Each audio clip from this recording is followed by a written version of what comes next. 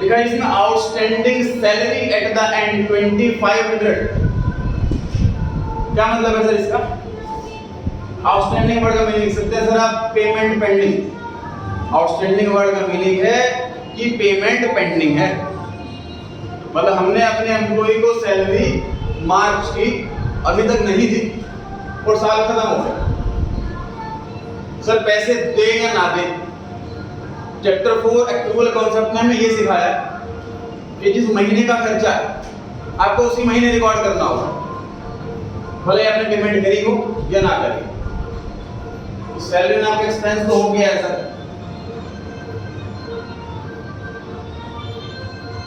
Salary account debit तो होगा ही होगा। अगर हम पैसा दे देते तो क्या लिखते हैं यहाँ पर? अगर पैसे दे देते तो टू कैश अकाउंट लिखते। पैसे नहीं दिए हमने तो कैश तो कम नहीं हुआ, उसकी जगह कर्जा हो गया, हम पर लायबिलिटी हो गई आउटस्टैंडिंग सैलरी के नाम।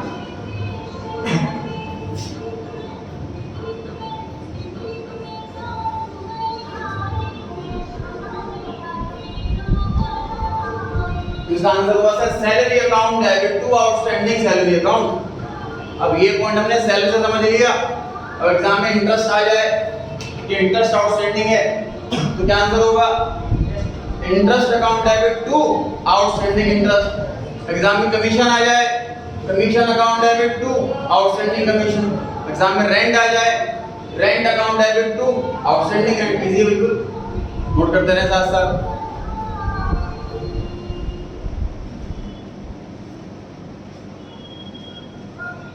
Point number 54, salary due to staff. Due का मतलब अगेन सर पेमेंट का टाइम आ गया, ड्यू हो गई। Same answer. फिर बता रहा हूं, एक ही चीज को मैंने 3-3 4-4 बार दे रखा है, कई चीजें तो ऐसी हैं सिर्फ इस वजह से कि लैंग्वेज बदल कर आएगी सर सेम क्वेश्चन। एग्जाम में बच्चा ना कर पाए, ऐसा नहीं होना चाहिए। हम हर एक लैंग्वेज को एक्सपीरियंस कर चुके हैं क्लास के अंदर। तो क्वेश्चन नंबर 53 54 दोनों में आंसर सेम है। सैलरी डी हो गई स्टाफ को, पे कर दे तो लिख दिया होता, पे कर दी, पे नहीं करी, डी हो गई, लिख दी, टाइम आ गया पेमेंट का। Same answer. 55 rent due to landlord. Landlord को रेंट ड्यू हो गया, जी पेमेंट करने का टाइम आ गया, अगेन पेमेंट करी, ऐसा लिखा हुआ नहीं है। सेम आंसर रहेगा, बस सैलरी की जगह रेंट। आंसर हो गया rent account debit to outstanding rent account. Rent account debit to outstanding rent account, ये आंसर होगा।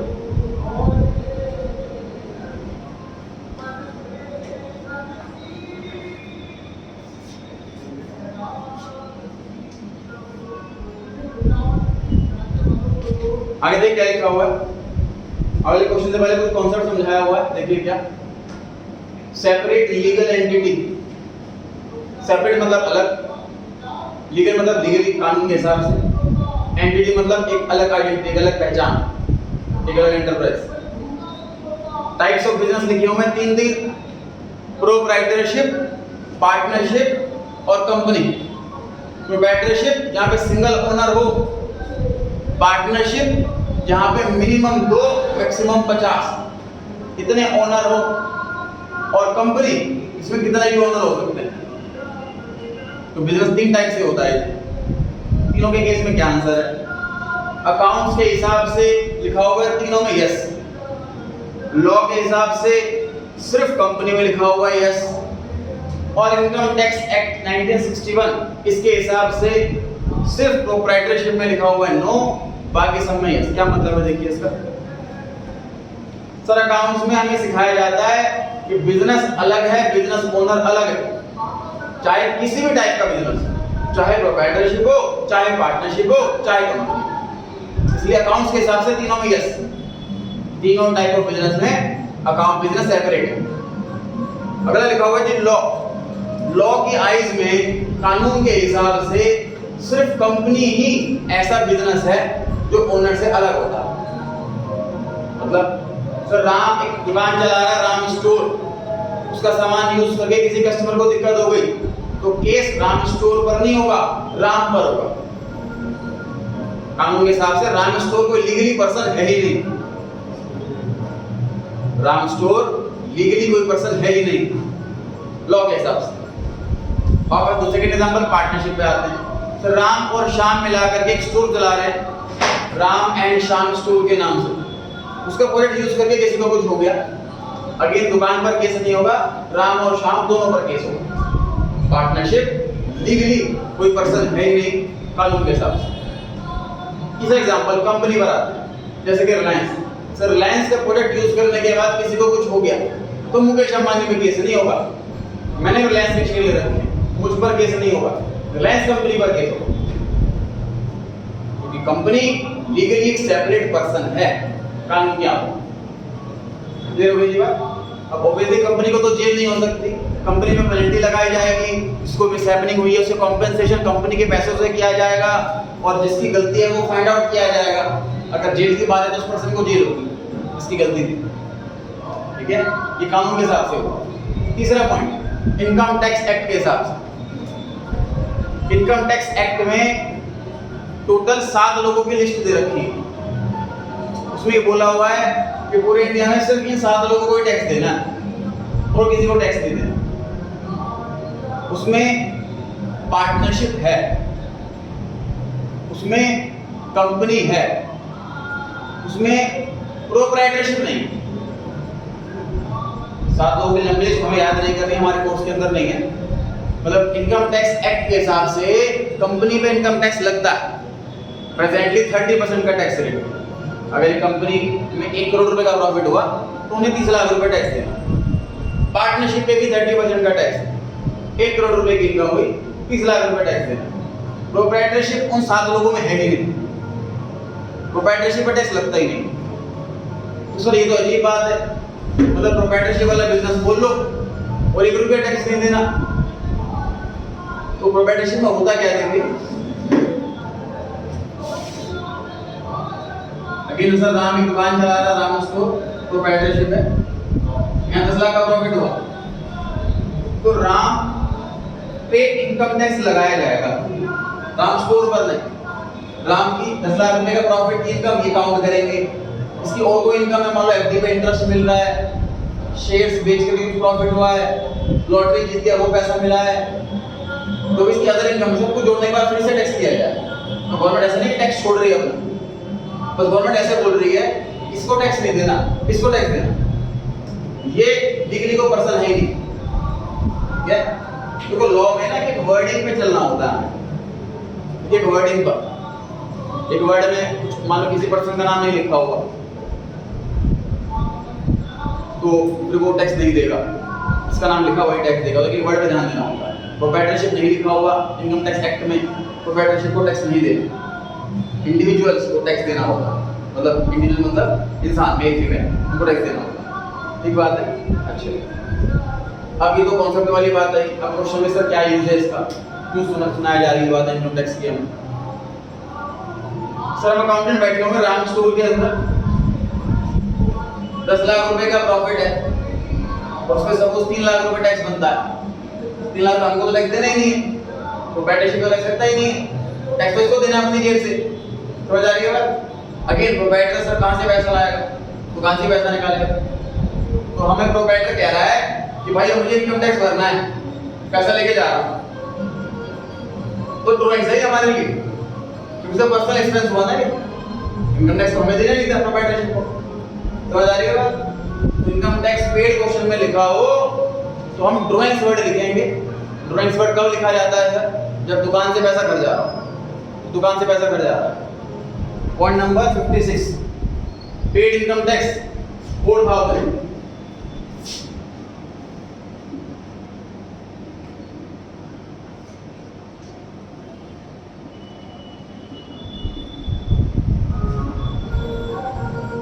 तो आंसर बना कि drawings account debit to cash account. Sir ये एंट्री मैं आपको 12th क्लास में फिर से पढ़ाऊंगा। 12th क्लास में प्रोप्राइटरशिप नहीं, 12th क्लास में अकाउंट्स की 3 बुक्स हैं, एक पार्टनरशिप में और 2 कंपनी में। जब वहां लिखा हो पेड इनकम टैक्स तो आंसर क्या बनेगा?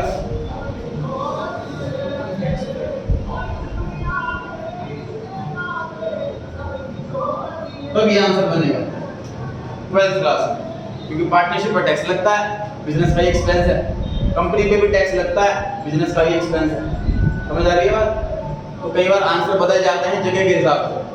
क्योंकि 11th क्लास में पूरी 11th में प्रोप्राइटरशिप है हमारे कोर्स के अंदर, जैसे पूरी 11th क्लास में अगर आपसे पूछा जाए इनकम टैक्स की एंट्री, तो अब ये लिख कर गया फिर होगी बात। मैं तो आपको तक लॉजिक बता दिया।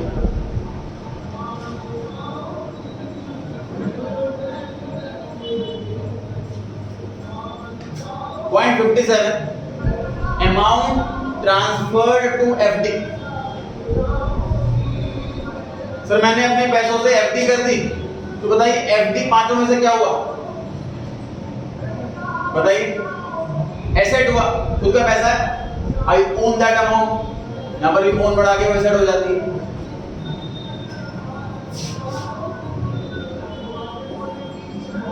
Asset increase debit.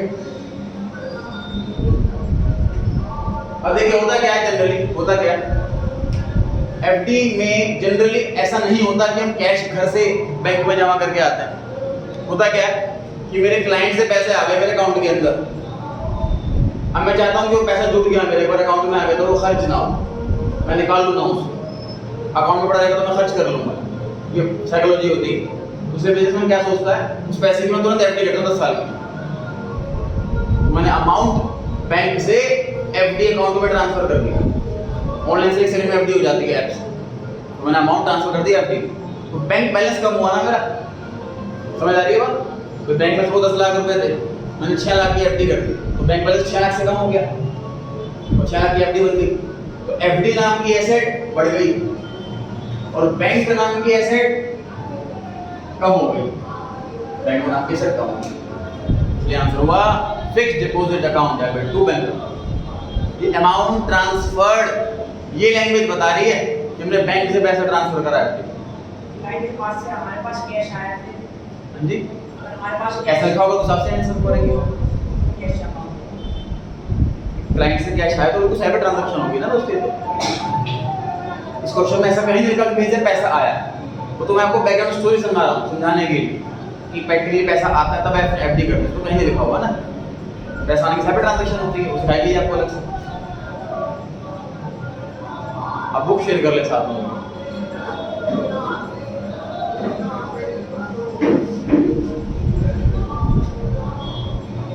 Next point पर आ रहे हैं हम, point number 58। Goods of ₹2500 return to Shyam. Vrinda बताएं, श्याम कौन हो सकता है, डेटर की क्रेडिटर? क्रेडिटर। देखिए कैसे क्वेश्चन में लिखा है कि हमने कुछ वापस कर दिए, तो पक्की बात है हमने पास्ट में खरीदे होंगे तभी तो वापस करें, और जिससे हम सामान खरीदते हैं उसे ही क्रेडिटर बुलाते हैं। ठीक बात है। जैसे कि बताइए इस ट्रांजैक्शन से लायबिलिटी बढ़ेगी कि कम होगी? कम होगी। सर उधार खरीद के लाऊंगा तो मुझ पे कर्जा बढ़ेगा ना, मैं सामान वापसी कर दूंगा तो कर्जा कम हो जाएगा। लायबिलिटी डिक्रीज होती है तो डेबिट होती है।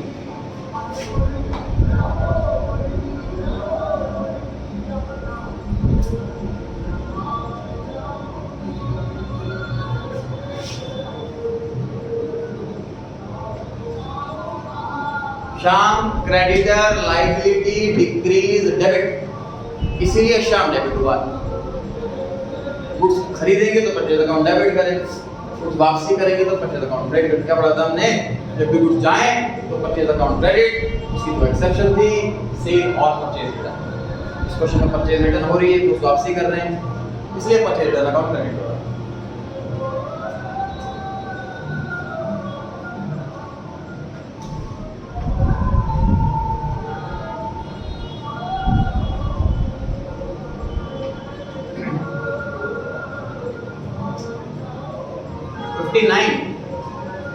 Goods taken for household purpose. Apply कर drawings account sir, household purpose मतलब घर के लिए, प्रोप्राइटर अपने घर के लिए गुड्स लेकर के जा रहा है, सामान लेकर के जा रहा है, तो जब भी दुकान से पैसा घर में जाए, चाहे कोई भी चीज़ है, कैश हो, गुड्स हो, कोई भी आइटम, तुरंत अकाउंट। उल्टा दुकान घर से पैसे दुकान में आए तो कैपिटल अकाउंट। क्रेडिट साइड में क्या आना चाहिए? आप ट्राई कर खुशी कृतिक। परचेजेस, जब भी कुछ आए परचेज अकाउंट डेबिट, और जब भी कुछ जाए परचेज अकाउंट क्रेडिट। या सर ध्यान रहे, जब भी कुछ आए परचेज अकाउंट डेबिट, जब भी कुछ जाए परचेज अकाउंट क्रेडिट, कुछ जा रहे हैं purchase account credit.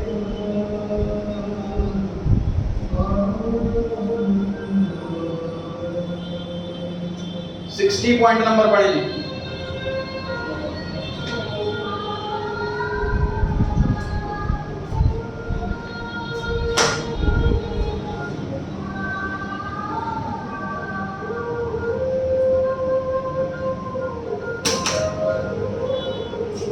Goods used in making furniture।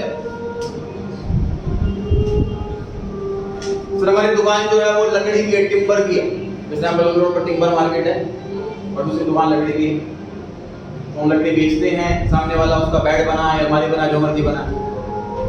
अब हमें अपनी ही दुकान के लिए टेबल बनानी है। अपनी दुकान का हमने टिम्बर यूज कर लिया, लकड़ी यूज कर ली फर्नीचर को बनाने के लिए, टेबल को बनाने के लिए, उसके एंट्री पूछी। ऐसा ना स्टॉक तो कम हुआ है ना, हमारा बॉस ये बात भी हम अकाउंटेंट को बताएगा कि भाई गोदाम में से इतनी लकड़ी मैंने 500 रुपए की लकड़ी मैंने निकाल ली टेबल बनाने के लिए, तो लकड़ी कम हो गई, स्टॉक कम हो गया, लिख लो इस बात। अगेन सर गुड्स आए तो परचेज अकाउंट डेबिट, गुड्स जाए तो परचेज अकाउंट क्रेडिट। अब गुड्स जा रहे हैं, गुड्स कम हो रहे हैं, टिम्बर लकड़ी कम हो रही है हमारे पास, परचेज अकाउंट क्रेडिट। बदले में आ क्या रहा है? फर्नीचर आ रहा है। फर्नीचर एसेट होती है, एसेट इंक्रीज तो डेबिट और एसेट डिक्रीज तो क्रेडिट।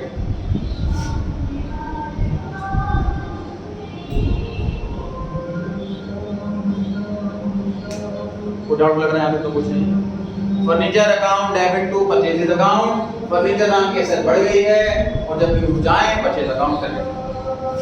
अमाउंट कौन सा आएगा सर, इसमें चर्चा करते हैं। कॉस्ट है 700 रुपए, सेलिंग प्राइस है 900 रुपए। कुछ आप ट्राई करें दूसरे वाले पे।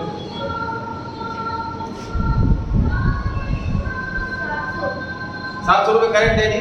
तो जो हमने गुड्स खरीदे थे वो 700 रुपए खरीदे थे, जब परचेज डेबिट किया होगा तो 700 रुपए से किया होगा, क्रेडिट 700 रुपए से तो खत्म हुआ कंप्लीट। 700 रुपए अमाउंट है।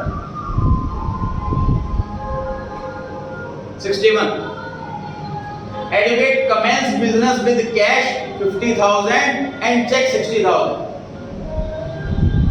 सर पर्सन ने बिजनेस स्टार्ट करा है, टोटल 1,10,000 रुपए लगाकर, 50,000 कैश के फॉर्म में, 60,000 चेक के फॉर्म में।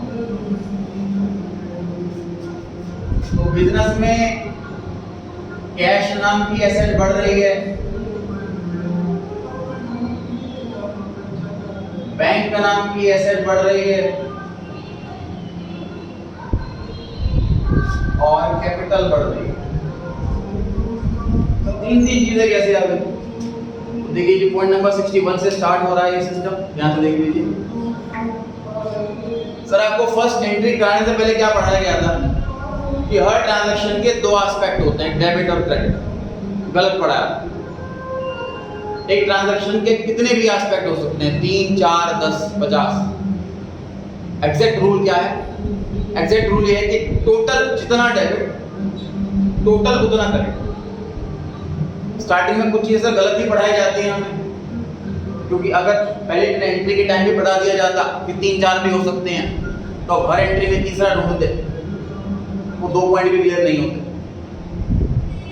इसलिए स्टार्टिंग में नहीं आपको पढ़ाया जाता है, बताया जाता है कि दो ही एस्पेक्ट होते हैं। हमारा 2 एस्पेक्ट वाला क्वेश्चन बहुत अच्छे से प्रैक्टिस हो गई। अब हमें क्या समझना है सर, हमें ये ट्रांजैक्शन के कितने भी एस्पेक्ट हो सकते हैं, 3, 4, 10, 50, 100 कितने भी हो सकते हैं। टोटल जितना डेबिट होगा टोटल उतना ही क्रेडिट होगा। ये रूल हमेशा ही रहेगा, ये कभी चेंज नहीं होगा। क्या कर सकते हैं सर इसमें? इस 50,000 रुपए से कैश आया, प्रोप्राइटर चेक लेकर के आया तो बैंक में जमा करेंगे, बैंक बैलेंस बढ़ेगा, बैंक अकाउंट बैंक में बढ़ गई। और जब भी ओनर घर से दुकान में लाए तो इसे कैपिटल कहते हैं। Total debit 1,10,000, total credit 1,10,000, total equal आना चाहिए, टोटल एग्जैक्ट रूल ये। ऐसा होता है क्रेडिट साइड में 2 चीजें हो, उसका क्रेडिट साइड में 4 चीजें आ जाए, ऐसे बहुत सारे केस पड़ेंगे तो कोई वैरायटी बचेगी नहीं। मेरी कमिटमेंट है 120 के सिवा। पढ़ सकते हैं आगे, नोटिंग करते रहें, आंसर डाउट हो तो पूछते रहें। पॉइंट नंबर 62,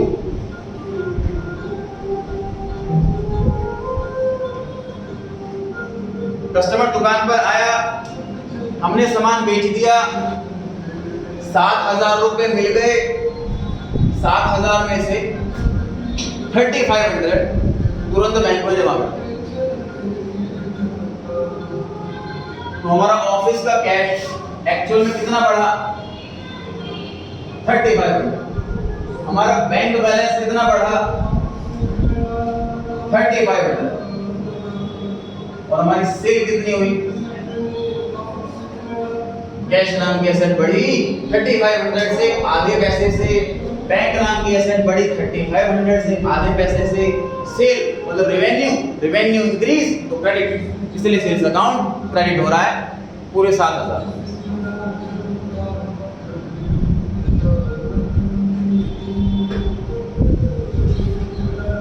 नरेशन को जितना शॉर्ट करो उतना आसान है। बीइंग गुड्स सोल्ड, खत्म बात, जरूरत नहीं मेंशन करने नरेशन में कि पैसा जमा भी करा है। बीइंग गुड्स सोल्ड खत्म, पूरा कुछ जॉब पूरा ऑप्शन लिख लो, वहां पे मत। गुड आउट है यहां तक। 63 पॉइंट बढ़ेंगे। Purchase goods from Ram 2000, payment was made by draft, bank draft, paying 100 rupees as bank charges।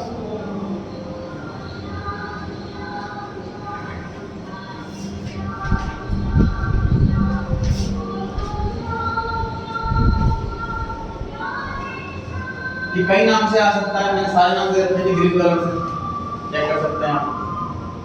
जो भी पार्ट ग्रीन कलर से लिखा हुआ है वो क्वेश्चन का पार्ट नहीं है, वो मैंने अपनी साइड से लिखा हुआ है एक्सप्लेनेशन के लिए। जो ब्लैक कलर का पार्ट है एग्जाम में वही मिलेगा आपको। देखिए जी, बैंक ड्राफ्ट क्या समझ लीजिए इस चीज को। तो जब मैं स्टूडेंट था तो इतना ऑनलाइन का ट्रेंड नहीं था, इंटरनेट इतना ज्यादा फेमस नहीं था, तो तब स्कूल्स में कॉलेजेस में फीस जमा कैसे होती थी? कैश का सिस्टम नहीं होता, क्योंकि जहाँ भी कोई फीस कलेक्ट कर रहा है वहाँ पर वो कोई ओनर तो बैठा हुआ नहीं, एम्प्लॉय बैठा हुआ है, वो गड़बड़ कर सकता है। पैसा ले लिया, फॉर्म कहीं इधर उधर कर दिया, पैसे अपने पास रख लिए, बच्चे ने फॉर्म जमा कराया नहीं, क्या कर सकता है कोई? या फिर स्टूडेंट से फीस आ गई, उसके पास कोई फटा हुआ नोट है या गलत नोट है, नकली नोट है, वो रख दिया, उसकी जगह से नोट अपनी जेब में रख लिए, जो बच्चे ने जमा कर दिया, मैं क्या चेक करूँ? ऐसे बहुत गड़बड़ हो सकती है कैश रखने में। लेकिन ऑनलाइन ट्रेंड में नहीं है। उस टाइम फीस कैसे जमा होती थी? ऐसे जमा होती थी, बैंक ड्राफ्ट। देखो बैंक ड्राफ्ट है क्या, समझो सर। चेक अगर मैं दूंगा फीस के लिए, मैंने चेक दे दिया, फॉर्म सबमिट हो गया, रसीद मिल गई मेरे को, वो चेक बाउंस हो गया तो चेक लेने में बड़ी दिक्कत है। तो बैंक ड्राफ्ट में क्या होता है, ध्यान से देखिए। मैं अपने बैंक के पास जाता हूँ और मैनेजर को बोलता हूँ कि जी आप चेक बना दो इस कॉलेज के नाम का, इतने रुपए का, और मेरे अकाउंट से पैसे काट लो, कुछ आपके चार्जेस हो तो वो भी काट लो। तो बैंक वाला चेक बना के दे देगा, वो चेक मैं दे दूंगा कॉलेज वालों को। अब उन्हें पता है बैंक के मैनेजर ने साइन कर रखा है, बैंक के बिहाफ में चेक, ये तो बाउंस नहीं हो सकता, इसे बोलते हैं बैंक ड्राफ्ट। डीडी, उसको बड़ा फेमस नाम से डीडी बनवाना है, ये बड़ा फेमस नाम है डीडी, डिमांड ड्राफ्ट। तो इस क्वेश्चन में यही हुआ है कि मैंने कुछ खरीदे आराम से, उसे कैश दे रहा हूँ, कहता कैश नहीं लूंगा, मैंने कहा चेक ले ले, कहता बाउंस हो गया। तो मैं बैंक में गया कि जी राम सेठ के नाम से एक 7,000 रुपए का डीडी बना। तो बैंक वाले ने मेरे अकाउंट से 7,100 रुपीज काट लिए। बैंक वालों ने मेरे अकाउंट से 7100 रुपीज काट के और 7000 रुपए का डीडी बना दिया राम के नाम। क्लियर हो गई ये बात? और ये हुआ क्वेश्चन के अंदर। सर गुड्स परचेज कर रहे हैं, purchase expense increase debit, purchase account debit 7000,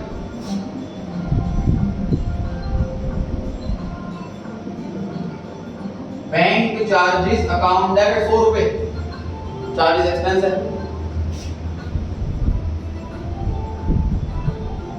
to bank account 7100, मेरे अकाउंट से पैसा कटा है 7100।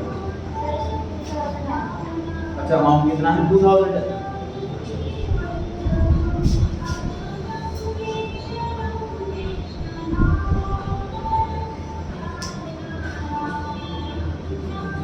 नॉर्मली बैंक के चार्जेस होते हैं 30 रुपए पर 1000 लेता है, 30 रुपीस पर 1000।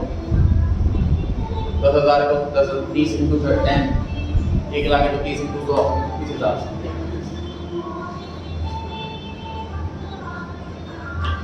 हर बैंक के चार्जेस है। अगर मेरा प्रीमियम अकाउंट है बैंक के अंदर तो चार्जेस लगेंगे, प्रीमियम बन जाएगा। प्रीमियम अकाउंट किसे कहते हैं? अगर मैं अकाउंट में 4-5 लाख से ऊपर बैलेंस मेंटेन करता हूँ तो मेरा प्रीमियम अकाउंट हो जाता है, तो बहुत सारी फैसिलिटी फ्री मिल जाती है। प्रीमियम अकाउंट के अंदर से पैसे जमा करने ज़्यादा नहीं पड़ता, कॉल कर दो, बैंक से पैसा लेने के लिए बंदा आएगा, पैसे ले जाएगा। पैसे निकालने के लिए तो फोन कर दो, घर आएगा पैसे देने के लिए। ये फैसिलिटीज मिलती हैं प्रीमियम अकाउंट होल्डर, ज़्यादा अकाउंट नहीं अकाउंट खुलवा देता है, ये ऑप्शन है। प्राइवेट बैंक में होती है फैसिलिटी, गवर्नमेंट में नहीं। चलिए आगे बढ़ते हैं। मैंने लिखा हुआ ब्रैकेट में bank draft is equal to demand draft is equal to DD is equal to banker's cheque. तो ये लैंग्वेज किसी भी नाम से आ सकता है एग्जाम में, सारी लैंग्वेज देती है आपको। आगे लिखा हुआ है treat it as a normal cheque. समझ यहाँ पर बैंक ड्राफ्ट में लिखा होता, चेक लिखा होता, खुद तो बैंक अकाउंट लिखते हैं हमारा, अल्टीमेटली पैसा हमारे अकाउंट से कटता। तो बैंक ड्राफ्ट सर्टिफिकेट लिख दियो तो नॉर्मल चेक भी ट्रीट करो, उसको बैंक अकाउंट में लिख दो। आगे बढ़ते हैं। आगे लिखा है received 4500 rupees from Ram, discount allowed 500। निमित क्या लगता है? राम कौन है? डेटर है कि क्रेडिटर? डेटर। सर डेटर कौन होता है? जिसको हम उधार में सामान बेचते हैं। क्रेडिटर कौन होता है? उधार में सामान खरीदते हैं। तो इसमें लिखा हुआ है राम से हमें पैसे मिल रहे हैं, तो हमें पैसे कौन देगा? डेटर की creditor? Of course debtor. Creditor हमें क्यों पैसे देगा? उसको तो हम पैसे देंगे। तो हमें पैसे दे रहा है राम, तो डेफिनेटली हमने उसको पास्ट में सामान बेचा होगा उधार, इसलिए वो हमें आज पैसे दे रहा है। ठीक बात है। तो ये तो बात पक्की हो गई कि सर कैश नाम की एसेट बढ़ रही है, ये तो बात पक्की हो गई। दूसरी बात ये पक्की हो गई क्रेडिट का कीमत, debtor asset increase credit.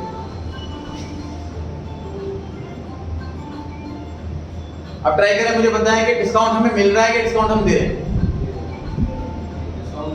Discount दे रहे हैं। सर ध्यान दीजिए, बात बेसिक सी बात है कि डिस्काउंट हमेशा पैसे लेने वाला देता है। जो पैसे ले रहा होता है हमेशा डिस्काउंट वही देता है। पैसा देने वाला कभी डिस्काउंट नहीं देता कि मैं आपको पैसे दे रहा हूँ, मैं डिस्काउंट अपने आप ही सोच रहा हूँ मैं पैसे कम दे रहा हूँ, ऐसा थोड़ा होगा। पैसा लेने वाला डिस्काउंट तो देगा।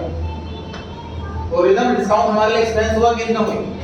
एक्सपेंस। डिस्काउंट अगर हम देने वाले खर्चा हो गया, एक्सपेंस हो गया, और एक्सपेंस डेबिट होता है।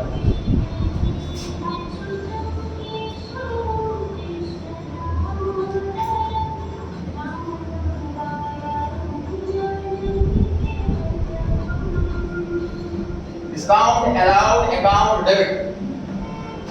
सर सिर्फ डिस्काउंट लिखने में क्या जा रहा था आपका? अलाउड क्यों लगा दिया? ये पता लगा डिस्काउंट हमें मिला है कि हमने दिया। अलाउड वर्ड इंडिकेट करता है कि हमने डिस्काउंट दिया। हमें डिस्काउंट मिलता तो डिस्काउंट रिसीव्ड लिख देते। ठीक है। जुगल ये बताइए, इसमें का अमाउंट दिया 4500, एक अमाउंट दिया 500, तो डिस्काउंट वाला अमाउंट तो बड़ा आसान है, 500 रुपए, कोई बात ही नहीं है। अब मुझे कंफ्यूजन ये है कि या तो ऐसा है कि 4500 लेने थे, 500 का डिस्काउंट तो 4000 मिला, या फिर ऐसा है कि 5000 लेने थे, 500 का डिस्काउंट और 4500, दो बातें हो सकती हैं।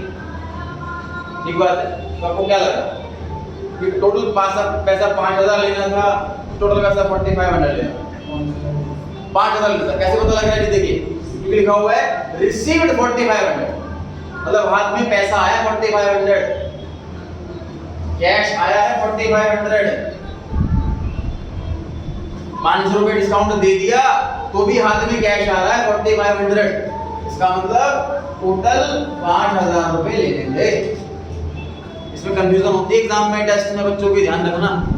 इसके बहुत सारे केसेस दे रखे हैं मैंने। टोटल 5000 लेने थे, 4500 मिले, 500 रुपए का डिस्काउंट।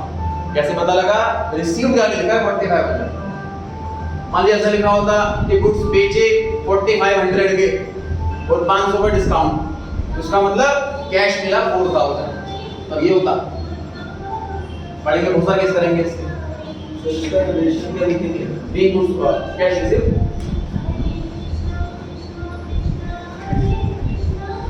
65 पर आते हैं जी।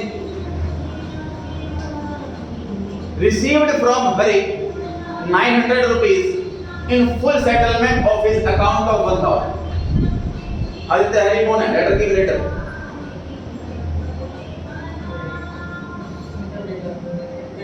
डेटर। इसका सुवादा पॉइंट 64 में भी कि जब भी हमें पैसे किसी से मिल रहे हैं तो डेफिनेटली हमने उसको पास्ट में सामान बेचा होगा, उसको हम सामान बेचते हैं, वो डेटर होता है। क्रेडिट कभी वैसे नहीं मिलेंगे, डेटर है। टोटल 1000 रुपए लेने थे लेकिन सिर्फ 900 रुपए मिले, और एक और वर्ड लिखा हुआ है फुल सेटलमेंट। बेसिकली सर क्या होता है कि सप्लायर जब सामान भेजता है ना हमको, तो बिल में तो ज्यादा अमाउंट लिख करके भेजता है, फिर जब हमारा बॉस पेमेंट करने जाता है या वो पैसे लेने के लिए आता है, तब बैठो तो बहुत बड़ा महंगे रेट लगा रखे हैं, ये तो कोई सिस्टम नहीं होता, हम नोट से ले लेंगे, 900 रुपए पकड़ो, बस हो गया सेटलमेंट, वोट नहीं देंगे, मतलब फुल सेटलमेंट हो गई, मतलब बाकी के 100 रुपए मिलने नहीं है, वो डिस्काउंट है। अब डिस्काउंट वर्ड अगेन सर देखो, हमारा प्रोप्राइटर नहीं है कॉमर्स का स्टूडेंट, वो हमें एग्जैक्ट वर्डिंग नहीं देगा कि 900 रुपए मिले हैं, 100 रुपए का डिस्काउंट है, 1000 लेने थे, वो ऐसे में प्रॉपर वर्डिंग नहीं देगा। वो तो बोलेगा भाई 900 रुपए मिले फुल सेटलमेंट में, लिख ले। तुम्हें खुद समझ जाना है कि सेटलमेंट का मतलब डिस्काउंट हो गया। मैंने लिखा भी ब्रैकेट में ग्रीन कलर से, सेटलमेंट वर्ड का मतलब डिस्काउंट। इसको लर्न कर लो इस चीज में, सेटलमेंट वर्ड का मतलब डिस्काउंट, ठीक है। अच्छा, तो मैं लिख देता हूं cash account debit 900, discount allowed debit 100 to Hari 1000। Cash मिला 900 रुपए, 100 रुपए का डिस्काउंट दे दिया और 1000 रुपए से अकाउंट का बिल्कुल जीरो कर दिया।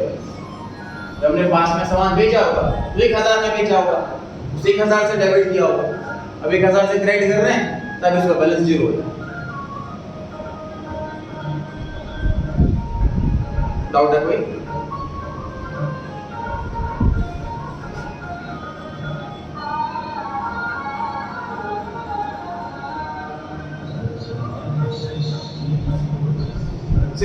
Point number received from Hari 900 out of his account of 1000। 65 और 66 इन दोनों को ध्यान से पढ़ें, कंपेयर करने की कोशिश करें, लिटरल मीनिंग में ना जाएं, लॉजिकल मीनिंग पर जाएं।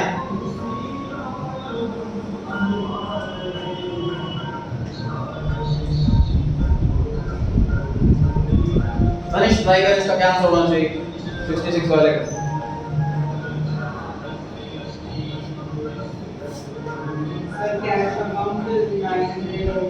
कैश अकाउंट डेबिट है, बिल्कुल सही आंसर है जी। आगे क्वेश्चन आप कंप्लीट करें।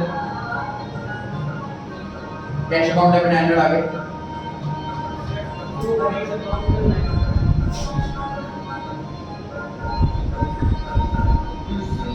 करेक्ट आंसर है। ध्यान से समझिए सर, अगर मुझे किसी से 5000 रुपए लेने हैं और मैं उसके पास जाता हूँ कि भाई 5000 रुपए लाओ, वो कहता अभी मेरे पास ना 4000 रुपए के फिलहाल ये ले लो, बाकी बाद में दे दो, क्योंकि मैं मना कर दूंगा उसको पैसे देने से, मैं ले आऊंगा 4000 रुपए और मैं अपने अकाउंट को बता दूंगा कि 5000 रुपए लेने थे ना, फिलहाल 4000 रुपए लाया, लिख लो। तो अकाउंट में 4 रुपए लेने की एंट्री करेगा। सेम क्वेश्चन पे आता हूँ कि मेरा बॉस गया हरी के पास, उसे बोला भाई 1000 रुपए लेने हैं मैंने तेरे से, वो कहता कि तो 900 रुपए ही है मेरे पास, तो 900 रुपए ले लो फिलहाल। तो मेरे बॉस ने इतना आगे बताया है कि 1000 रुपए लेने थे, फिलहाल 900 रुपए आए। ये नहीं कहा कि डिस्काउंट है, ये नहीं कहा कि सेटलमेंट होगी, तो अपने आप को डिस्काउंट मान लो, स्कूल का बैलेंस रह गया उसका। जितना पैसा मिला है, ट्रांजैक्शन 900 रुपए की है, लेन देन 900 रुपए का हुआ है, तो 900 रुपए लिखूंगा। इसमें डाउट आता है बच्चों के, सर आपने 1000 तो कहीं लिखा ही नहीं, कहीं तो लिखो। समझो इस चीज को कि जब मैंने इसको जब पास्ट में सामान बेचा था, तो मैं इसको 1000 रुपए से डेबिट कर दिया होगा ना, तो सामान बेचा होगा 1000 रुपए का। आज 900 रुपए मिल रहे हैं, तो मैं इसको 900 रुपए से क्रेडिट कर रहा हूँ, तो ऑटोमेटिकली इसके अकाउंट का बैलेंस 100 रुपए शो करेगा जब मैं इसका रजिस्टर निकालूंगा। अभी हम रजिस्टर हरी का नहीं बना रहे, वो बना रहे जर्नल, फ्रेश रजिस्टर, ये सारी चीजें रिकॉर्ड की जाती है। ठीक है, नेक्स्ट चैप्टर में हरी का अकाउंट सीखेंगे, लेजर बनाना सीखेंगे, हरी का अलग, राम का अलग, श्याम का अलग, उसमें पता लगेगा आपको 100 रुपए बैलेंस कैसे शो करेगा। ठीक है, तो इस क्वेश्चन में आपको सिर्फ 900 रुपए लिखना है जितना पैसा मिला, अपनी तरफ से डिस्काउंट कभी नहीं मानना।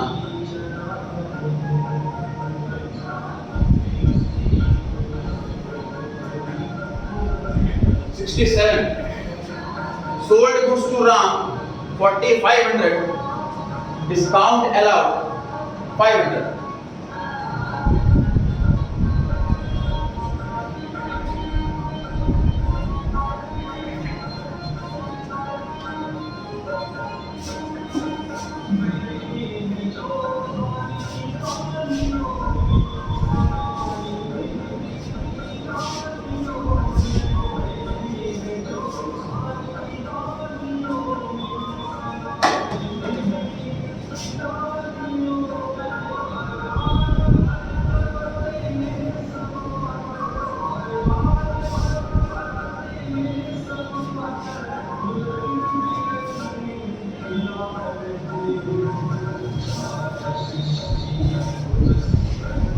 मेरी भी डिस्कस हुआ था पहले भी एक बार, लेकिन मैं उसको बिल्कुल दोबारा से बता रहा हूँ, fresh start.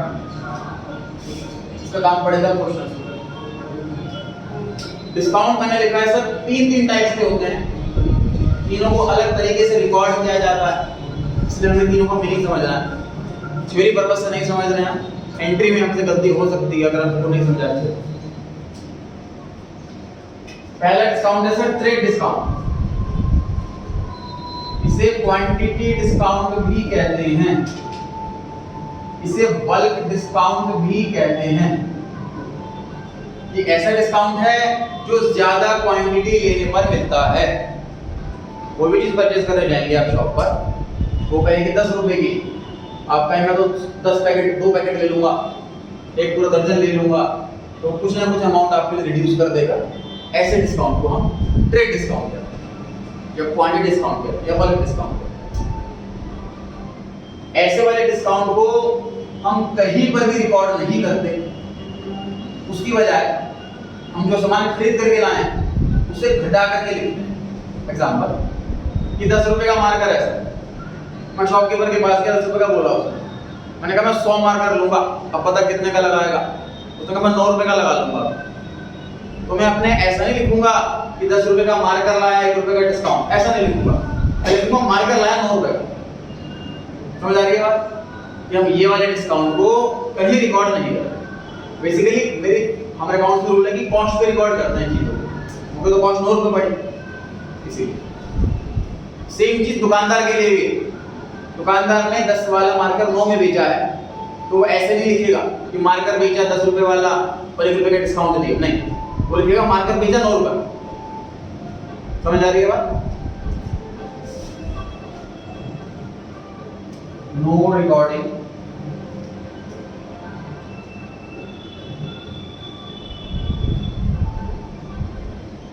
reduce amount of purchase public sale। उसका क्वेश्चन में परचेज की एंट्री दे रखी हो, उसका क्वेश्चन में सेल की एंट्री दे रखी हो, जो भी एंट्री दे रखी है उसके अमाउंट घटा दो। परचेज एस्टिमेट का अमाउंट घटा दो, डिस्काउंट को रिकॉर्ड मत करो अलग से। तो ऐसे इस क्वेश्चन में लिखा हुआ है कि गुड्स बेचे राम को 4500 के और 500 रुपए का डिस्काउंट। ऋषभ, राम डेटर है कि क्रेडिटर है? डेटर है। भरत, उधार में बेचा है कि कैश में बेचा है?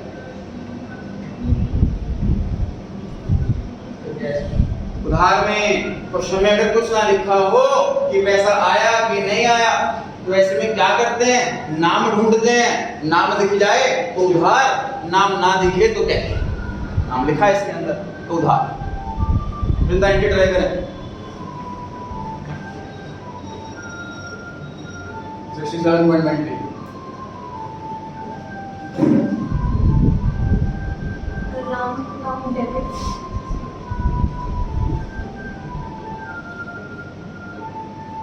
इसका कंप्लीट करें।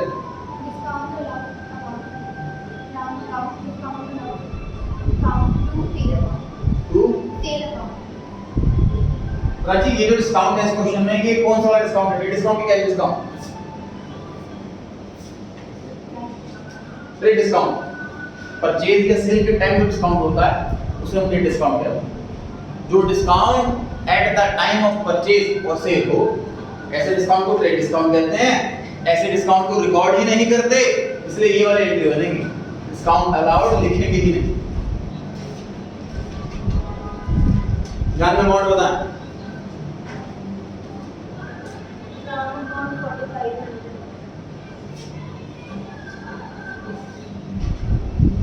सामान बेचा 4500 का, 500 रुपए का डिस्काउंट। अब मुझे इस कस्टमर से कितने पैसे लेने हैं? 4000 लेने हैं। इसे कंपेयर करो फटाफट से 64 वाले पॉइंट से। तो 64 में तो 4500 लिखा था, तो आपने आंसर में भी 64 और 54 4500 लिखा। 64 पॉइंट में पढ़े, इसमें दिया हुआ था अमाउंट 4500 का। ये तो मैंने घटाया नहीं, 4000 नहीं करा मैंने इसको। लेकिन अब जो पॉइंट नंबर बढ़ रहे हैं हम 67, इसमें 500 रुपए घटा के लिख रहा हूं मैं। फर्क समझे? 64 पॉइंट में तो लिखा था कि कैश मिला है हमें 4500, तो कैश तो डिस्काउंट घटने के बाद ही मिलेगा। कस्टमर टोटल अमाउंट तो देगा नहीं मेरे को। अगर मैंने डिस्काउंट दे दिया उसको 500 रुपए का, तो जो मुझे कैश देगा तो डिस्काउंट लेस करने के बाद वाला ही तो कैश देगा। लेकिन यहाँ पर कैश का अमाउंट नहीं दे रखा, गुड्स का अमाउंट दे रखा है, सेल का अमाउंट दे रखा है। माल कितने रुपए का? सामान जो है वो 4500 का, कैश नहीं है 4500, सामान 4500 का और 500 रुपए का डिस्काउंट है। तो मुझे कितने पैसे लेने हैं उससे? 4000 लेने हैं। तो राम के सामने 4000। मैंने बताया कि जो सेल या परचेज का अमाउंट है उसी में से रिड्यूस कर दो डिस्काउंट वाला अमाउंट, तो सेल में से 500 रुपए कम हो गए। मैं ऐसे नहीं लिखूंगा कि 4500 का सामान बेचा 500 रुपए डिस्काउंट देगा, मैं ऐसे लिखूंगा 4000 का सामान बेचा। समझ आ रही है बात? तो जो डिस्काउंट परचेज सेल के टाइम हो उसे ट्रेड डिस्काउंट कहते हैं। उसे रिकॉर्ड नहीं किया जाता, उसकी जगह परचेज या सेल का अमाउंट घटा दिया जाता। 68 purchase goods from Mohan 5000, discount 500। खुशी, मोहन कौन है जी? डेटर की क्रेडिटर? वेट करें अपने नंबर का क्या होता है? डेटर। डेटर से कुछ परचेज नहीं करते हम डेटर को कुछ सेल करते हैं।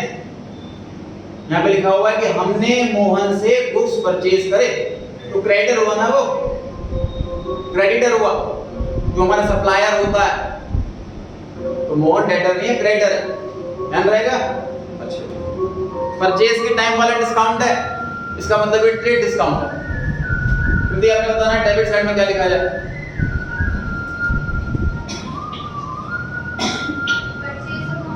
करेक्ट है जी, परचेज इज अकाउंट डेबिट। इसकी राइट साइड में क्या लिखें?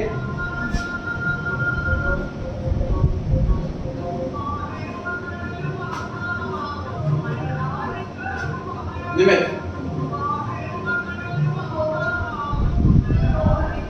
मोहन सही। लायबिलिटी इंक्रीज क्रेडिट, उधार लेकर के आए इससे, ये क्रेडिटर है, क्रेडिटर लायबिलिटी होता है, उधार मान लेकर के आएंगे तो कर्जा बढ़ेगा, लायबिलिटी बढ़ेगी, liability increase credit. Purchase is account liability to Mohan. ये बताना अमाउंट ट्राई करना, 5000 आएगा कि 4500 आएगा।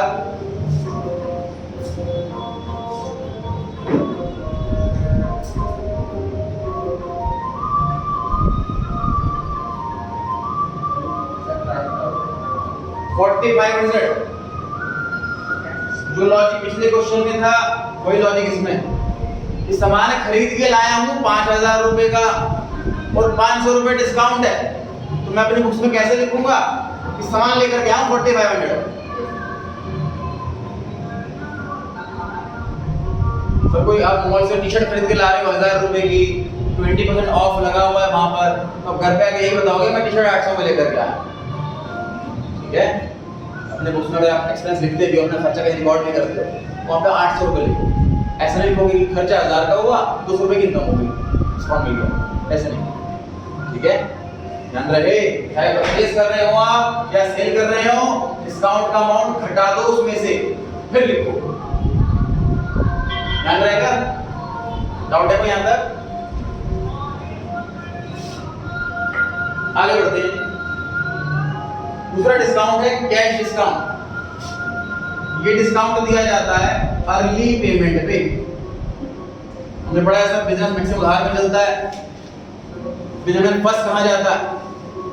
सामान खरीद लिया उधार, सामान बेच दिया उधार, अब जिससे खरीदा है वो प्रेशर डाल रहा है कि पैसे दो फटाफट हमारे, और हमारा कस्टमर पैसे दे नहीं रहा, फिर फंस जाते हैं ऐसे में। तो ऐसे में हमें क्या करना चाहिए?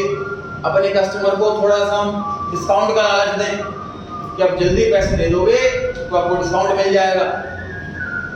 अर्ली डिस्काउंट मिला अर्ली पेमेंट पे, उसे कैश डिस्काउंट कहते हैं। इसमें इसका नाम कैश डिस्काउंट है, लेकिन इसका मतलब ये नहीं कि पेमेंट सामने वाला कैश में करेगा तो ही डिस्काउंट देंगे। मोड ऑफ पेमेंट कुछ भी हो सकता है, कैश, चेक, पेटीएम, यूपीआई, कुछ भी। ठीक, डिस्काउंट अर्ली पेमेंट पे है। अब ये बिजनेसमैन की मर्जी है, सेलर की मर्जी है, वो ऐसा बोल सकता है कि सामान लेके जा रहे हो, अब अभी पेमेंट कर दो तो डिस्काउंट दे दूंगा 5% का, कल दोगे तो डिस्काउंट नहीं, पूरे पैसे देने पड़ेंगे। या फिर ऐसा भी कर सकते हैं, अभी सामान अभी पैसे दे दोगे तो 5% डिस्काउंट, एक हफ्ते के अंदर दोगे 2% डिस्काउंट, उसके बाद कोई डिस्काउंट नहीं। जैसे मर्जी स्कीम रख सकता है सेलर, उसकी मर्जी। क्या डिस्काउंट क्यों होता है? अर्ली पेमेंट पे होता है। जो डिस्काउंट ले रहा है उसके लिए इनकम है, जो डिस्काउंट दे रहा है उसके लिए एक्सपेंस है। ये परचेज या सेल के टाइम पता नहीं होता हमको कि डिस्काउंट अवेल करेंगे कि भी देंगे। मान लीजिए मैं दुकानदार, मैंने सामान बेच दिया, अपने कस्टमर को बोला, लेटर को बोला कि आप विद इन 1 वीक आ जाओगे तो आपको डिस्काउंट दे दूंगा 5% का। अब मैं सेल की एंट्री करूंगा आज ही, क्योंकि आज माल बेच रहा हूं, अभी तो मैं डिस्काउंट रिकॉर्ड ही नहीं करूंगा, मुझे पता है डिस्काउंट देना भी है कि नहीं। तो डिपेंड करता है ना पैसा लाएगा कि नहीं लाएगा, पता नहीं पैसा लाएगा कि नहीं लाएगा। तो जब वो पैसे लाएगा तभी लिखूंगा मैं कि कैश आया और डिस्काउंट दे दिया, तो ये वाला डिस्काउंट रिकॉर्ड किया जाता। यहाँ पे रिकॉर्डिंग नहीं होती और यहाँ पे रिकॉर्डिंग होती। अब डेबिट में हो या क्रेडिट में हो, ये डिपेंड करता है कि हमारी इनकम है कि एक्सपेंस है। डिस्काउंट मिल रहा है तो इनकम है, क्रेडिट डिस्काउंट दे रहे हैं तो एक्सपेंस है, डेबिट। ठीक है, ये अलग से रिकॉर्ड किया जाएगा।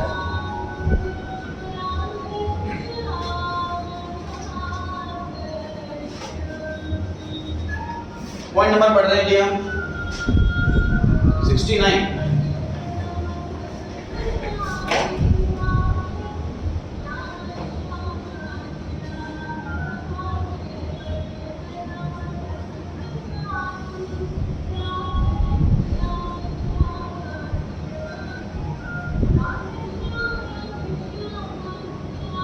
पढ़ लेते सभी। Paid to Mohan 2000 rupees, discount allowed 300। Rida Mohan कौन है?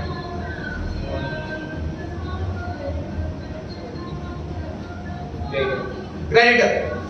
सर हम किसी को पैसे दे रहे हैं तो डेफिनेटली हमने पास्ट में सामान खरीदा होगा, उसको तभी पैसे दे रहे हैं, तो वो हमारा क्रेडिटर हुआ, सप्लायर हुआ, लायबिलिटी हुई।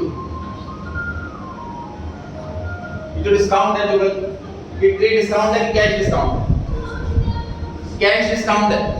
सर क्वेश्चन में नहीं मेंशन ट्रेड डिस्काउंट है कैश डिस्काउंट, हमारे बॉस को नहीं पता ट्रेड डिस्काउंट किसे कहते हैं, कैश डिस्काउंट किसे कहते हैं।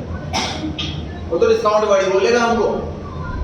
ये हमारे खुद समझ होनी चाहिए कि परचेज या सेल के टाइम डिस्काउंट है तो ट्रेड डिस्काउंट होता है, पेमेंट के टाइम डिस्काउंट है तो वो कैश डिस्काउंट होता है। पेमेंट के टाइम, पैसे लेते टाइम या पैसे देते टाइम अगर डिस्काउंट है तो वो कैश डिस्काउंट, ठीक है। और इधर डिस्काउंट हम दे रहे हैं, डिस्काउंट हमें मिल रहा है,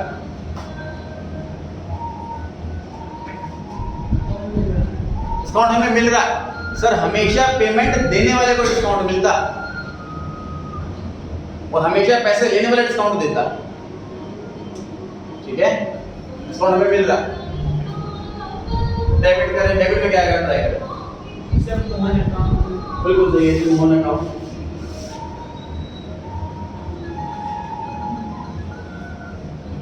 पिछला करेक्ट क्या क्या है? To discount to discount received. अब ट्राई करें, क्रेडिट साइड में और क्या है? क्रेडिट साइड में और क्या है? To cash account, correct. तो एंट्री कंप्लीट हुई सर। कौन डेबिट क्यों करा है? Liability decrease debit. उधार माल लेकर के नहीं आया हूं, उधार चुका रहा हूं, अपना कर्जा कम हो रहा है, लायबिलिटी डिक्रीज डेबिट। पैसा जा रहा है, cash asset decrease credit, discount मिल रहा है, रेवेन्यू इंक्रीज क्रेडिट।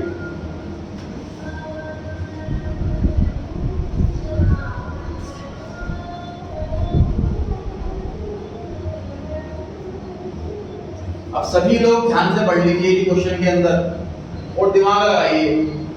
या तो ऐसा है कि 2300 रुपीस देने थे, 300 रुपए का डिस्काउंट और 2000 दिए हैं, या फिर 2000 देने थे, 300 रुपए का डिस्काउंट और 1700 दिए। दो में से कोई एक बात है। पहले सोचें, इंस्टेंट आंसर ना सोचें जी, दिमाग लगाएं, कैलकुलेशन लगाएं और फिर अपनी कॉपी में लिख लें, फिर मैं बोर्ड पे कराऊंगा। कब तो ठीक कर लेना, कोई बात नहीं।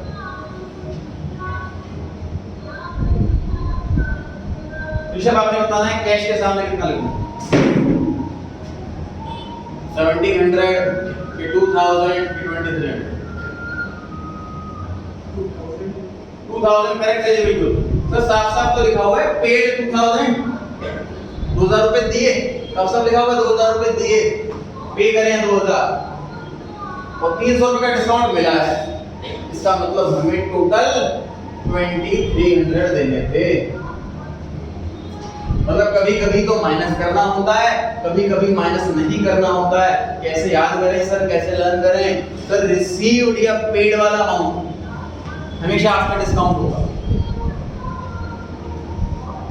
रिसीव्ड या पेड वाला अमाउंट हमेशा आफ्टर डिस्काउंट, डिस्काउंट लेस हो चुका होगा उसमें से पक्का। और अगर परचेज या सेल वाला अमाउंट दे रखा है वो हमेशा बिफोर डिस्काउंट होता है। जितने रुपए का माल खरीदा या बेचा, तो परचेज या सेल वाला अमाउंट दे रखा है तो डिस्काउंट माइनस करना होगा आपको। अगर रिसीव्ड या पेड वाला अमाउंट दे रखा है तो डिस्काउंट माइनस हो चुका है। ध्यान रखें।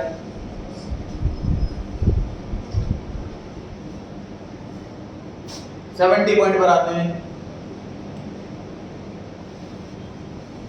Received a first and final dividend of 60 paise in a rupee from the official receiver of Mohan who owed us 1000. क्या हुआ ये देखिए जानते हैं।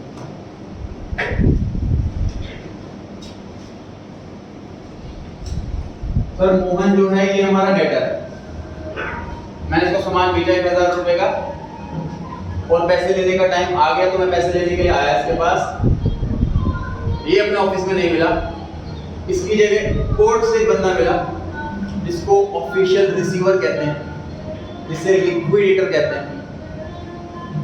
तो हमने कहा कि मुझे मोहन से मिलना है, 1000 रुपये लेने। कहते हैं उनका दिवालिया निकल चुका,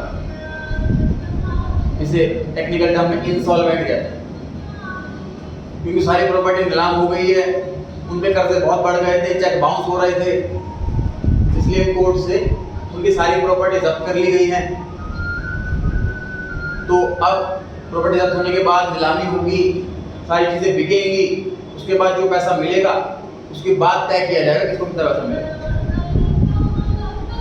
सपोज मोहन की सारी प्रॉपर्टियां बेच दी और टोटल 6 लाख रुपए मिले उससे। उसके बाद मोहन से पूछा भाई किस किस के पैसे देने हैं वो बता, पूरी लिस्ट, जी बैंक से लोन ले रखा है, ये एम्प्लॉय की सैलरी रहती है, ये लैंडलॉर्ड का रेंट रहता है, इलेक्ट्रिसिटी का वगैरह वगैरह सारी लिस्ट बताया गया। टोटल सपोज मोहन ने 10 लाख रुपीस देने, 6 लाख रुपए मिले प्रॉपर्टी बेच के, 10 लाख रुपए टोटल देने। तो कोर्ट वाले क्या करेंगे, इसकी रेशियो निकाल देंगे, 60 पैसा इन ए रुपी। लॉजिकली सोचो ना कि 10 लाख रुपए देने हैं और है 6 लाख रुपए, हर बंदा बोलेगा मुझे दो, कोई बोलेगा मेरा छोटा अमाउंट है मुझे दे दो पूरा, कोई बोलेगा मेरा ज्यादा अमाउंट है पहले मुझे दो, मेरा रह जाएगा, हर अपनी नीति बताएगा। अब किसको पैसे दे किसको ना दे, अब किसी के साथ इनजस्टिस नहीं करना कोर्ट ने, तो कोर्ट सबको बोलेगा कि सबको 60 पैसा इन रुपये मिलेगा, मतलब जिसको 1 रुपया लेना है तो 60 पैसे मिलेंगे, इस हिसाब से पैसे मिलेंगे सबको। आपको 1000 रुपए लेने थे तो आपको 600 रुपए मिले, आपको 1 लाख रुपए लेने थे तो आपको 60,000 मिले, आपको 5000 लेने थे तो आपको 3000 मिले, सबका 40% पैसा मर जाएगा। कोर्ट ये डिसाइड करेगा इस तरीके से, चाहे अमाउंट छोटा हो चाहे बड़ा हो, इसका इनजस्टिस नहीं होगा। इससे समझ आ रही है ये बात। इस टॉपिक पे पूरा चैप्टर है लिक्विडेशन, लिक्विडेशन ऑफ कंपनी के नाम से, कोर्स प्रोफेशनल कोर्स में सीखते हैं। खैर अब हम अकाउंटेंट हैं और हमें बॉस ने बताया है कि मोहन से पैसे आने थे भाई 1000 रुपए, वो तो इंसॉल्वेंट हो गया और हमें 60 पैसे इन रुपये मिल रहा है, इस चीज को रिकॉर्ड करें। अब कैसे रिकॉर्ड करेंगे, कैश अकाउंट डेबिट जितना पैसा मिला 1000 का 60 पैसा मतलब कि 600 रुपए, मोहन का अकाउंट पूरा क्लोज, क्योंकि अब उससे पैसे नहीं मांग सकते हम।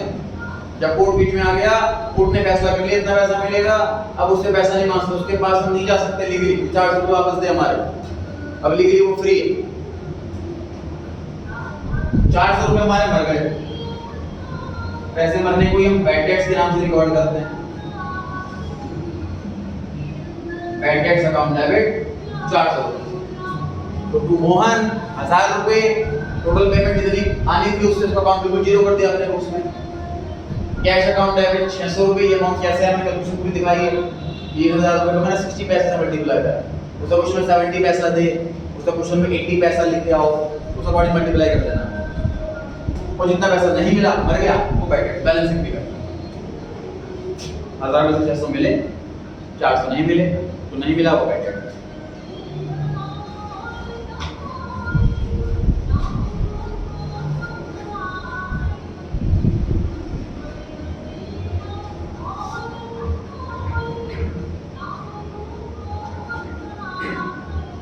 जो तीसरा डिस्काउंट था रिबेट, एनी अदर रीजन है, मतलब अर्ली पेमेंट बल्क क्वांटिटी के अलावा जो भी रीजन हो डिस्काउंट का वो यहाँ पर उसको रिबेट नाम करेंगे। सामान खरीद लिया, माल खराब आ गया, अब पैसे कम दूंगा, ऐसा कोई रीजन, कोई भी व्हाटएवर रीजन हो उसके लिए rebate word. Point number 71, commission receive हो रहा है सर, वैसे नहीं पेपर पे कमीशन लिख के दिया होगा, पैसे दिए होंगे सामने वाले ने, पैसा मिल रहा है। Cash account debit to commission account, commission received account, cash account debit to commission received account. Answer लिख लीजिए, cash account debit to commission received account.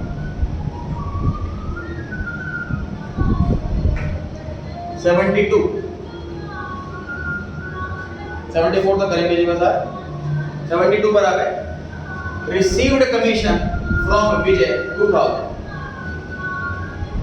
Sir commission मिलने का मतलब क्या होता है कि हमने सामने वाले को कोई सर्विस दी है, उसका कुछ काम करवाया है, उसके बदले में कमीशन ले रहे हैं। ठीक बात है। तो विजय ना तो हमारा डेटर है ना हमारा क्रेडिटर। डेटर और क्रेडिटर वर्ड सिर्फ गुड्स के लिए इस्तेमाल किया जाता है। विजय का नाम उसमें नहीं आएगा, नाम लिखते हैं सिर्फ दो होगा, एक डेटर और एक क्रेडिटर। दूसरी बात, हमने सर्विस दी, कमीशन में मिल गया, हिसाब साफ है, नाम क्यों लिखिए सर। जो आंसर पॉइंट नंबर 71 में, वही आंसर पॉइंट नंबर 72 में नाम लिखने से तुम्हारे आंसर पे कोई चेंज नहीं आएगा।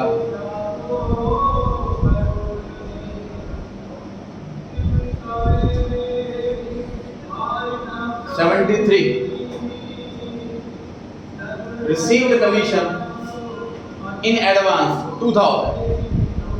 मतलब मैंने अभी तक काम ही नहीं करा सामने वाले का, एडवांस में पैसे ले लिए। कैश तो आ रहा है हमारे पास, कैश अकाउंट डेबिट तो हो गई। To commission received in advance account, ये लायबिलिटी है सर। एडवांस में पैसा लेना, ध्यान रहे, हमेशा लायबिलिटी होती है, कर्जा होता है। तो सामने वाले का तो मैं काम करूंगा, बाद में जब पैसे वापसी करूंगा, अभी इनकम नहीं हो सकता उसको। एडवांस में पैसा लेना हमेशा लायबिलिटी होती है, कर्जा होता है। जब मतलब तो हमारे पास अधिकार ना है पैसा लेने का। कैश आ रहा है हमारे पास, कैश एसेट इंक्रीज डेबिट, इसलिए कैश अकाउंट डेबिट हो रहा है। कमीशन एडवांस में मिल गया, ये कर्जा हो गया, लायबिलिटी हो गई। तुमने से पिछले पॉइंट में सीख लिया कमीशन मिलने की एंट्री क्या होती है।